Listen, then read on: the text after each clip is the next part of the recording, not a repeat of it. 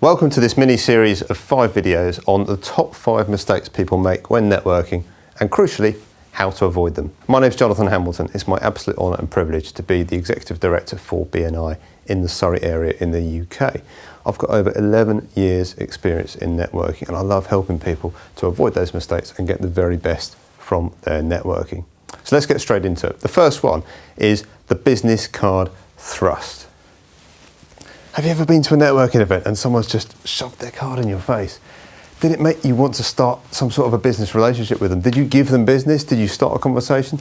Or did they just run off to the next person to do the same to the next unsuspecting networker? I've seen it happen a lot, sadly. On different levels, obviously, that's an extreme example. But quite often at exhibitions and that kind of event, you'll find people go around and they kind of work the room and they just decide, I'm just going to give my business card to as many human beings as I possibly can. The thing with that is you're spreading your net very wide, but you're not building it very deep. And people want to do business with people that they have some sort of relationship with. Know, like and trust. You've got to get to know people, you've got to establish some sort of chemistry, and then you've got to build some level of trust. And there's no chance to do that if someone goes and shoves their business card in your face and then runs off. Much, much better, if you want to get the best from your networking, is to go up to someone and start a conversation with them and say, what do you do? Where are you based? How long have you been doing it? That kind of question. Show some interest in them because people love to talk about themselves. And the more they're talking, the more you're winning is how I look at it in networking. And then ask for their business card, and in reciprocation, they're likely to ask you for yours, which is then an invitation to start talking about your business. And that's how to really work a room properly. How to avoid selling at the room. Here's the thing, when you go to a networking event, it doesn't matter what network it is, how many people go there with the main intention of buying from the room? Virtually none, right? How many people go with the main intention of selling? Pretty much all of them, right? So there's a networking disconnect there, there's a problem there. If you go into a networking event or into a conversation with someone at a networking event with the main intention of selling your service or product, you're probably going to lose. If you go into that conversation with, how can I find out more about you and how I can help you, and then start to develop a relationship, then guess what? That person eventually will just naturally say, well, what about you? Where are you from? What do you do? What's your business based? What kind of customers do you like? And here's the best phrase that I've ever used in networking. I've gone up to people I don't know and I've said, how can I help you?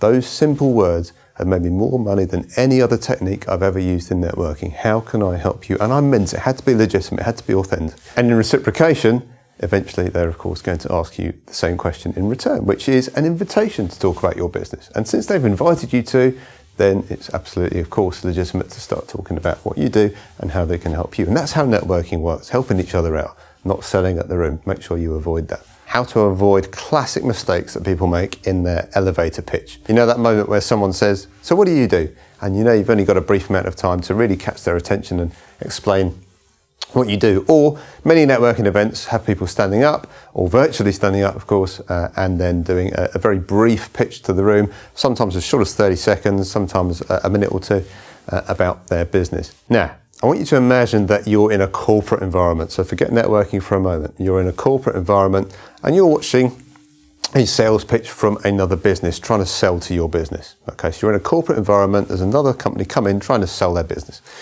And the very first slide starts with a picture of their head office. And underneath it says, formed in 1936. Now, most people seeing that first slide, their heart would sink and they would think, oh, brilliant, we're going to get a history of this company that we really don't care about. And here are a load of facts that we, frankly, really don't care about to get to a sales pitch that we're sort of not that sure about anyway in the first place.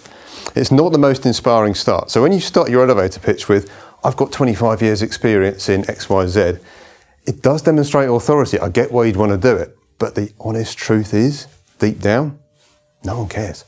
No one cares when your business was first started. What they care about is their pain and how you can solve it. Or actually, even more valuable to you, their client's pain and how you can solve it. So you can become a referral partner with them, which is where networking really comes into its own. So the most effective networkers, when they do their pitch, they talk about a common pain, a common problem they see in their particular marketplace, and they really get in the mind of their customer and they really press those pain buttons and then they solve it. And that really is how selling works, and that's how effective networking elevator pitches work as well. And here's the other thing. Generally speaking, the shorter the pitch, the more effective it is. So think about that. The shorter the pitch, the more effective it is. Really plan it ahead, write it out, script it out, do bullet points, whatever works for you. The very first time I ever did one, my hands were shaking like there was a gale force wind going through that room as I held up my little bit of paper. But practice does make perfect. And finally, at the end of your presentation, make sure you ask for something specific, ideally a person or a specific category of business or person that you want introductions to. Because if you ask for something specific, there's a much greater chance that you'll actually get some results from that pitch. Classic networking mistake number 4 is only talking to your mates in open networking and always talking about something non-business related. I get it, you go to a networking event, whether it's face-to-face or online, and you kind of just naturally gravitate towards people you know, right? It's a bit like going to a party. The first thing you do is you go straight in, start talking to people that you know well. But networking is about building your network. It's about expanding your network. So after you've got over that initial kind of butterflies in the stomach, and we all get it, no matter how experienced we are, everyone gets that. Once you've got over that, it's really important to just push yourself out of your comfort zone a little bit and go and talk to someone that you haven't spoken to for a while or that you've never met before. That's where the real profit lies, is in building those relationships that you don't already have. Then when you get into those conversations, it's very easy, again, to gravitate towards kind of more social, more non-business related topics like the football or politics or what's happening in the news. Or dare I say it, COVID, let's all avoid that one. 2 things to definitely avoid in open networking are anything to do with religion or politics. Everyone has an opinion on them, and it's very important to respect that and avoid it because you do not want to get into any emotional or emotive kind of topics. Equally, if you hear someone talking about the football or the tennis or something else in the news, whilst that's kind of maybe a conversation starter, an icebreaker, you're there for business. It's really important to kind of get the focus of the conversation onto business. So what do you do? Where are you based? How many clients you've got? How long have you been going? Those sort of questions are going to lead to reciprocal questions back to you. That's going to lead to business. That's going to lead to profit. That's how to really use your networking strategy effectively. And I've saved the best till last. This is the most costly mistake you will ever make when networking. And please, please, please do avoid this one. If you've invested your time into networking, into getting up, getting ready, getting yourself ready, driving to a networking event or logging on online, and then having conversations, building relationships with people, having those quality conversations about business, establishing some reciprocity, and then working the room and building your network wide and deep. Once you've done all of that, gone to all of that effort, you've probably paid to go to the event as well, so there's been a time and a financial cost. You put all that effort in as well. You've taken time out of your business, or some would say time in your business, in your marketing department of your business to do that. Please make sure you follow up on those conversations. If someone makes an introduction for you, how much you care about it is directly proportional to how quickly you follow up. So if someone gives you an introduction and you follow up within an hour, that shows you really care. If you follow up 3 weeks later by email, it shows you don't. And your return on investment on networking is directly going to be in relation to how quickly you follow up. But there's more to it than just that. Follow-up isn't just about when someone opens a door for you and you then go and walk through the door. It's actually about other things as well. So if you go to a networking event and you get a list of everyone at that event and you think, oh, I'd really like to speak to that person, that person, that person, and you don't quite get to speak to them all, or you just hear someone do an elevator pitch and they catch your attention, you think, oh, wouldn't mind following up with them afterwards, and then you kind of forget about it. That's where the real fortune is in the follow-up. It really, really is. If you ring those people up after the event and just say, it was great to see you at XYZ networking event.